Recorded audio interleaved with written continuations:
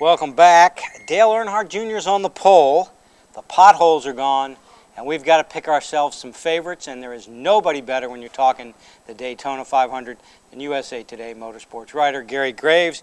Gary, let's start right away. 10-year anniversary, and Dale Earnhardt Jr. is on the pole. Yeah, well, obviously there's a lot of irony in that, and that's one of those things about sports, and particularly with NASCAR, that what goes around kind of comes around. And when you think back 10 years after his death, I mean, you think about the fact that the day he died, that one of his drivers, Michael Waltrip, won, Junior was second.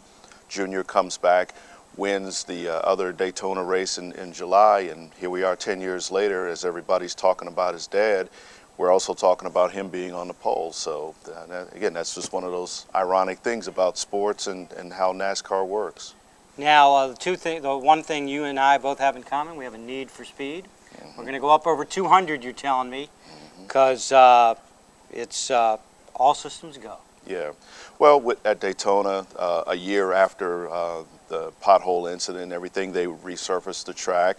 Of course, there's more speed, there's more grip, and this past week has seen speeds go over 200 miles an hour. The interesting thing about that is the drivers love it because, again, with all the complaints about restrictor plates, holding back speed, holding back horsepower, this kind of counters that.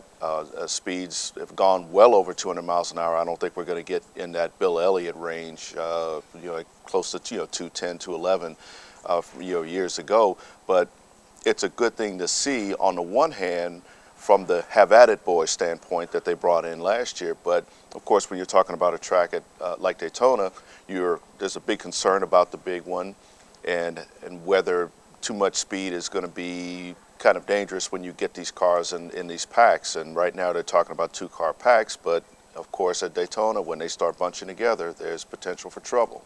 And then, of course, Daytona 500 and Daytona is like Augusta and the Masters. You get horses for courses, you get guys who love it. So who we got as a winner? If I had to pick, I'd probably say Jamie McMurray. He's been very good on restrictor plate tracks these last couple of years. Probably Kevin Harvick, I think, will be a contender. Any of the Hendrick cars, including Junior. Mark Martin, who's run well, has done everything except won that race. Came close a few years ago, lost to Harvick. Probably Tony Stewart too. I think you have to look at him. He's run well there, and I think this is probably his time. Excellent. Gary Graves, he's giving you everything you need about the Daytona 500.